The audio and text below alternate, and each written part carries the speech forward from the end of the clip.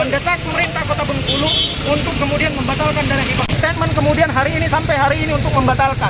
Mereka sibuk dengan aksinya untuk kemudian memberikan dana-dana hibah ini kepada aparat-aparat penegak hukum. Berarti kita tanda kutip curiga ya dapat dengan pemberian dana hibah ini? Sebagai masyarakat kita patut menduga, jangan-jangan kemudian ada intervensi, ada apa di balik ini semua.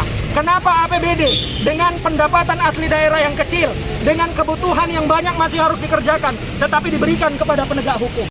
Dari kasus yang ada, pemerintah kota dalam rencananya dan sampai hari ini sudah diproses menganggarkan dana hibah 11 miliar kepada Kejaksaan Tinggi Bengkulu, dan melalui PUPR pemerintah Kota Bengkulu menyatakan akan memberikan kembali dana-dana hibah tersebut kepada Polres Kejari dan lain sebagainya.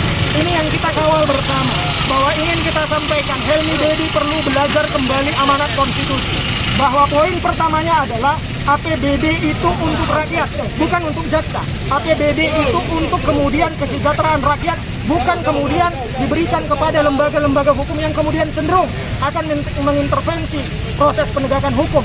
Kita sebagai mahasiswa patut menduga-duga atas kemudian proses hukum yang ada ditangani oleh Kejaksaan Tinggi, maka kita hari ini hadir mendorong Kejaksaan Tinggi dengan dana hibah yang ada tidak kemudian mengintervensi proses penegakan hukum yang ada.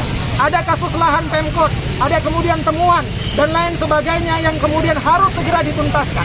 Ada kasus yang sudah didapatkan perkara lidik tingkat naik ke penyidikan harus dituntaskan. Oleh karena itu, pemerintah Kota Bengkulu dengan dana 11 miliarnya kami menyatakan tidak paham konstitusi, dan ketika Kejaksaan Tinggi juga menerima itu, mereka tidak menggunakan hati nurani dengan memaknai bahwa amanat konstitusi itu dana APBD harus dikembalikan kepada rakyat.